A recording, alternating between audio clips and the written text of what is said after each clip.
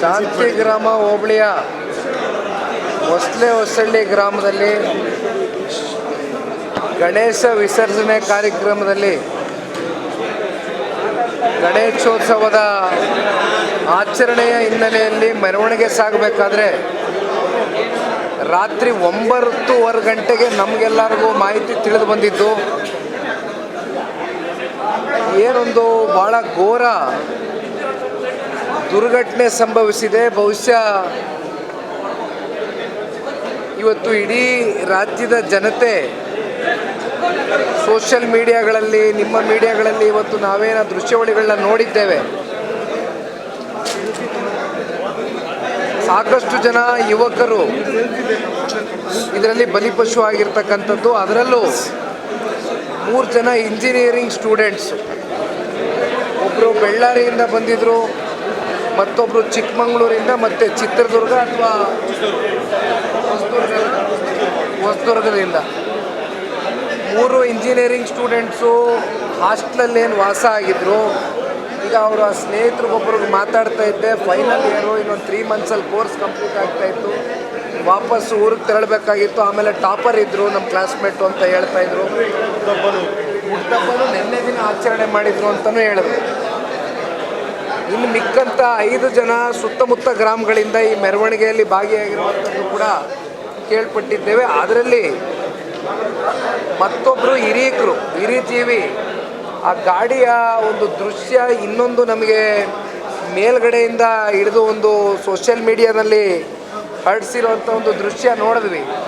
ಯಾವ ರೀತಿ ಒಂದು 2 ವೀಲರ್ನ ಅವಾಯ್ಡ್ ಮಾಡಲಿಕ್ಕೋಸ್ಕರ ಆ ಗಾಡಿ ಚಾಲಕ ಒಂದು ಡಿವೈಡರ್ ಮೇಲೆ ಹತ್ತಿ ಇಷ್ಟೂ ಜನದ ಮೇಲೆ ಇವತ್ತು ಆ ಗಾಡಿಯನ್ನು ಹಚ್ಚಿರುವಂಥದ್ದು. ಒಂದು 15 ಜನ ಮಿಕ್ಕಂಥವರು ಇಲ್ಲೇ ಚಿಕಿತ್ಸೆ ಪಡ್ಕೊಳ್ತಾ ಇದ್ದಾರೆ ಅಂತ ಮುತ್ತುರಾಜ್ ಅಂತ ಡಾಕ್ಟ್ರನ್ನ ಭೇಟಿ ಮಾಡಿದಾಗ ಹೇಳ್ತಾಯಿದ್ರು. ಮತ್ತು DH ಅವ್ರಿಗೂ ಕೂಡ ಮಾತನಾಡಿದ್ದೇವೆ, ಅವ್ರನ್ನೂ ಕೂಡ ಈಗ ಮಾತಾಡಿಸುವಂಥ ಒಂದು ಕೆಲಸ ಮಾಡ್ತೇವೆ. ಆದರೆ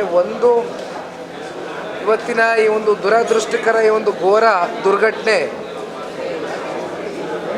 ಏನು ಭವಿಷ್ಯದ ಪೀಳಿಗೆಗಳು, ಅವರ ತಂದೆ ತಾಯಿಯವರ ಪೋಷಕರು, ಮಕ್ಕಳ ಒಂದು ಭವಿಷ್ಯದ ದೃಷ್ಟಿಯಿಂದ, ಅದರಲ್ಲೂ ಇಂಜಿನಿಯರಿಂಗ್ ಸ್ಟೂಡೆಂಟ್ಸು ಮತ್ತು ಅಕ್ಕಪಕ್ಕ ಹಳ್ಳಿಗಳಿಂದ ಬಂದಂಥವರು ಎಲ್ಲರ ಮೇಲೂ ಇವತ್ತು ಒಂದು ದೊಡ್ಡ ಮಟ್ಟದ ಒಂದು ಕಲ್ಪನೆಯನ್ನು ಕಟ್ಕೊಂಡಿರ್ತಾರೆ ಕುಟುಂಬಸ್ಥರು. ಆದರೆ ಇವತ್ತಿನ ಈ ಒಂದು ಪ್ರಕರಣ ಆ ಒಂದು ಕುಟುಂಬದ ಪೋಷಕರ ಮೇಲೆ, ಅವರ ಮನಸ್ಸಿನ ಮೇಲೆ ಆಗಿರ್ತಕ್ಕಂಥ ಆಘಾತ ಬಹುಶಃ ನಾವು ಯಾರೂ ಕೂಡ ಊಹೆ ಮಾಡಲಿಕ್ಕಾಗೋದಿಲ್ಲ. ಆ ಭಗವಂತನೇ ಈ ನೋವನ್ನು ಭರಿಸ್ತಕ್ಕಂಥ ಒಂದು ಶಕ್ತಿ ತಾಯಿ ಚಾಮುಂಡೇಶ್ವರಿ ನೀಡಲಿ ಅಂತಕ್ಕಂಥದ್ದು ಇಷ್ಟು ಮಾತ್ರ ನಾವು ಇವತ್ತು ಹರಿಸಲಿಕ್ಕೆ ಸಾಧ್ಯ. ಹೊರತುಪಡಿಸಿ ಒಂದು ಮಾನವೀಯತೆ ದೃಷ್ಟಿಯಿಂದ ಇವತ್ತು ಎಲ್ಲರೂ ಕೂಡ ಇವತ್ತು ಬಂದು ಇಲ್ಲಿ ಸೇರಿದ್ದೇವೆ.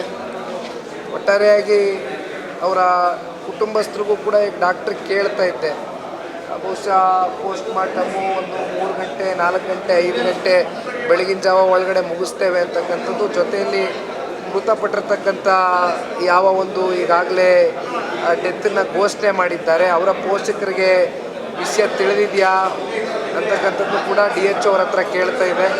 ಸೊ ಎಲ್ಲವೂ ಕೂಡ ವರದಿಯನ್ನು ಒಪ್ಪಿಸಿದ್ದೇವೆ, ಅವ್ರ ಪೋಷಕರಿಗೂ ಕೂಡ ಕರೆ ಮಾಡಿ ಹೇಳಿದ್ದೇವೆ ಅಂತಕ್ಕಂಥದ್ರ ಬಗ್ಗೆ ಆಸ್ಪತ್ರೆಯ ಸಿಬ್ಬಂದಿಗಳು ಹೇಳ್ತಾ ಇದ್ದಾರೆ.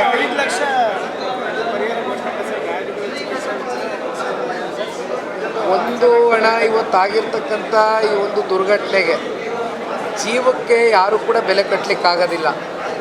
ಅದರಲ್ಲೂ ಅವರ ತಂದೆ ತಾಯಿ ಮಕ್ಕಳ ಭವಿಷ್ಯವನ್ನು ರೂಪಿಸ್ತಕ್ಕಂಥದ್ದಕ್ಕೆ ಅವರ ಕನಸುಗಳು ಕಲ್ಪನೆಗಳು ಇವತ್ತು ಮಣ್ಣುಪಾಲಾಗಿರ್ತಕ್ಕಂಥದ್ದು, ಹುಸಿಯಾಗಿರ್ತಕ್ಕಂಥದ್ದು ಬಹುಶಃ ಅವರ ಜಾಗದಲ್ಲಿ ಇವತ್ತು ನಾವು ಯಾರೂ ಕೂಡ ಊಹೆ ಮಾಡ್ಕೊಳ್ಳಿಕ್ಕಾಗೋದಿಲ್ಲ. ಆದರೆ ಮಾನ್ಯ ಮುಖ್ಯಮಂತ್ರಿಗಳು 5 ಲಕ್ಷ ರೂಪಾಯಿ ಪರಿಹಾರವನ್ನು ಈಗಾಗಲೇ ಘೋಷಣೆ ಮಾಡಿದ್ದಾರೆ, ಅದು ಸ್ವಾಗತ ಮಾಡ್ತೇವೆ. ಆದರೆ ಕುಟುಂಬದ ಆರ್ಥಿಕ ಪರಿಸ್ಥಿತಿಗಳೇನಿದೆ ಇವೆಲ್ಲವನ್ನು ಪರಿಗಣನೆಗೆ ತಗೊಂಡು ಒಂದು ಮಾನವೀಯತೆ ದೃಷ್ಟಿಯಿಂದ ಸರ್ಕಾರ ಇನ್ನೂ ಹೆಚ್ಚಾಗಿ ಪರಿಹಾರವನ್ನು ಘೋಷಣೆ ಮಾಡ್ತಕ್ಕಂಥದ್ದು ಸೂಕ್ತ ಅಂತಕ್ಕಂಥದ್ದು ನಮ್ಮೆಲ್ಲರ ಅಭಿಪ್ರಾಯ.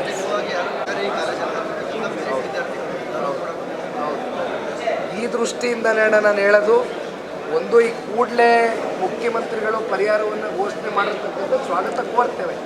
ಆದರೆ ತಾವೇ ಹೇಳ್ದಂಗೆ ಆರ್ಥಿಕ ಸ್ಥಿತಿಗತಿಗಳು ಪರಿಸ್ಥಿತಿಗಳು ಕುಟುಂಬದಲ್ಲಿ ಯಾವ್ಯಾವ ರೀತಿ ಅವ್ರ ಜೀವನ ನಿರ್ವಹಣೆ ಮಾಡ್ತಾ ಇದ್ದಾರೆ. ಜೊತೆಯಲ್ಲಿ ಈಗ ಎಷ್ಟೋ ಜನಕ್ಕೆ ಒಬ್ಬರು ಮಕ್ಕಳಿದ್ದಾರೋ, ಇಬ್ಬರು ಇದ್ದಾರೋ, 3 ಜನ ಇದ್ದಾರೋ ನಮಗೆ ಗೊತ್ತಿಲ್ಲ, ಸಂಪೂರ್ಣ ಮಾಹಿತಿ ನಮಗಿಲ್ಲ. ಆದರೆ ಒಂದು ಕುಟುಂಬ ಒಬ್ಬ ಇಲ್ಲಿರ್ತಕ್ಕಂಥ ಸ್ಟೂಡೆಂಟ್ಸ್ಗಳ ಮೇಲೆ ಅವರ ಜೀವನವನ್ನು ರೂಪಿಸಿ ಅದರಿಂದ ಅವರ ಕುಟುಂಬ ನಿರ್ವಹಣೆ ಮಾಡ್ತಕ್ಕಂಥ ಒಂದು ಕಲ್ಪನೆ ಕನಸನ್ನೇನು ಅವರ ತಂದೆ ತಾಯಂದಿರುಗಳು ಹೊತ್ಕೊಂಡಿರ್ತಾರೆ. ಇವತ್ತು ಬಹುಶಃ ಆ ಸ್ಥಾನವನ್ನು ಕೂಡ ಯಾರೂ ಇವತ್ತು ಬರೆಸ್ಲಿಕ್ಕೆ ಸಾಧ್ಯವೇ ಇಲ್ಲ, ಅದನ್ನು ಊಹೆನೂ ಮಾಡ್ಕೊಳ್ಳಿಕ್ಕಾಗೋದಿಲ್ಲ. ಆದರೆ ಸರ್ಕಾರ ಮಾನವೀಯತೆ ದೃಷ್ಟಿಯಿಂದ ನಾನು ಹೇಳೋದು, ಏಕೆಂದರೆ ಪರಿಹಾರ ಕೊಟ್ಟಿದ್ದಾರೆ, ನಾವು ಸ್ವಾಗತ ಮಾಡ್ತೇವೆ. ಆದರೆ ಮಾನವೀಯತೆ ದೃಷ್ಟಿಯಿಂದ ಆರ್ಥಿಕವಾಗಿ ಮತ್ತಷ್ಟು ಸಬಲರಾಗಿ ಮಾಡ್ತಕ್ಕಂಥದ್ದಕ್ಕೆ ಕುಟುಂಬಗಳಿಗೆ ಮತ್ತಷ್ಟು ನೆರವನ್ನು ನೀಡಲಿ ಅಂತಕ್ಕಂಥದ್ದು ಈ ಸಂದರ್ಭದಲ್ಲಿ ಒತ್ತಾಯಿಸ್ತೀವಿ. ಎಲ್ಲ ಸಡಗರ ಸಂಭ್ರಮದಲ್ಲಿದ್ದಂಥವರು ದೊಡ್ಡ ದುರಂತ ಇದು ನಾವು ಯಾರು ಕೂಡ ಊಹೆ ಮಾಡ್ಕೊಳ್ಳಿಕ್ಕಾಗೋದಿಲ್ಲಣ್ಣ. ಯಾಕೆಂದರೆ ಎಸ್ಪೆಷಲಿ ಆ 6 ಸೆಕೆಂಡ್ ವೀಡಿಯೋ ಸ್ವರೂಪಣ್ಣ ನನಗೆ ರಾತ್ರಿ 9:30 ಗಂಟೆಗೆ ಕಳಿಸಿದ್ರು. ಅದು ನೋಡ್ತಾ ಇದ್ದಂಗೆ ನಾವು ಎಂಥವರು ಕೂಡ ಬೆಚ್ಚಿಬಿಟ್ಟಿದ್ದೇವೆ. ಯಾಕೆಂದರೆ ಒಂದು ರೀತಿ ಯಾರೂ ಜೀರ್ಣ ಮಾಡ್ಕೊಳ್ಳಿಕ್ಕಾಗದೇ ಇರ್ತಕ್ಕಂಥ ದೃಶ್ಯ ಅದು. ಬಟ್ ನಾವು ಮತ್ತೊಂದು ವೀಡಿಯೋ ಮೇಲ್ಗಡೆಯಿಂದ ನಿಂತು ಒಂದು ವೀಡಿಯೋ ಮಾಡಿದ್ದು ನೋಡಿದಾಗ, ಯಾಕೆಂದರೆ ನಾವು ಗಾಡಿನಲ್ಲಿ ಬರ್ತಾ ಸಾಕಷ್ಟು ಇದ್ರ ಬಗ್ಗೆ ಯಾಕೆ ಈ ರೀತಿ ಆಯಿತು, ಯಾರು ಗಾಡಿ ಓಡಿಸ್ತಾ ಇದ್ರು, ಅಥವಾ ಗಾಡಿ ಓಡಿಸ್ತಾ ಇದ್ದವರು ಮತ್ತಿನ್ನೇನಾದ್ರು ಮದ್ಯಪಾನವನ್ನು ಸೇವಿಸಿದ್ರ, ಇವೆಲ್ಲವೂ ಕೂಡ ನಾವು ವಿಚಾರಿಸ್ಕೊಂಡು ಬರ್ತಾಯಿದ್ವಿ. ಆದರೆ ಇನ್ನೊಂದು ವಿಡಿಯೋ ನೋಡಿದಾಗ ನನಗೆ ಗೊತ್ತಿಲ್ಲ, ಇದನ್ನು ಇನ್ನೂ ಉನ್ನತವಾದಂಥ ಒಂದು ತನಿಖೆ ಕೂಡ ಆಗಬೇಕಾಗ್ತದೆ. ಅಂದರೆ ಈ ಡ್ರೈವರು ಓಡಿಸ್ಬೇಕಾದ್ರೆ ಅವನು ನಾರ್ಮಲ್ ಸೀಲ್ ಇದ್ನ ಅಥವಾ ಬೇರೆ ಇನ್ನೇನಾದ್ರೂ ಅವನು ಮದ್ಯಪಾನ ಸೇವನೆ ಮಾಡಿದ್ನ ಏನು ಅನ್ನೋದು ಕೂಡ ಇನ್ನೂ ಉನ್ನತವಾದಂಥ ಒಂದು ತನಿಖೆ ಕೂಡ ಮಾಡಬೇಕಾಗ್ತದೆ. ಅದು ಈಗ ತಾನೇ SP ಅವ್ರಿಗೆ ಮಾತನಾಡಿದ್ದೇನೆ. ಬಹುಶಃ IG ಅವರು ಕೂಡ ಈಗ ತಾನೇ ಬಂದು ಹೋಗಿದ್ದಾರೆ ಅಂತಕ್ಕಂಥ ಮಾಹಿತಿಯನ್ನು ಕೂಡ ಪಡ್ಕೊಂಡಿದ್ದೇವೆ. ಆದರೆ ಸರ್ಕಾರ ಇದ್ರ ಬಗ್ಗೆ ಉಸ್ತುವಾರಿ ಮಂತ್ರಿಗಳಾಗಲಿ ಅಥವಾ ಸರ್ಕಾರದ ಪೊಲೀಸಿನ ಮೇಲ್ಮಟ್ಟದ ಅಧಿಕಾರಿಗಳಾಗಲಿ ಇದನ್ನು ಉನ್ನತವಾದಂಥ ಮತ್ತಷ್ಟು ತನಿಖೆಯ ಮೂಲಕ ಇದು ಯಾಕೆ ನಡೀತು, ಹೇಗೆ ನಡೀತು ಈ ಘಟನೆ ಅಂತಕ್ಕಂಥದ್ದು ಮುಂದಿನ ದಿನಗಳಲ್ಲಿ ಜನತೆ ಮುಂದೆ ಇಡಬೇಕಣ್ಣ. ಗ್ಯಾರಂಟಿ ನ್ಯೂಸ್, ಸುದ್ದಿ ಖಚಿತ, ನ್ಯಾಯ ನಿಶ್ಚಿತ.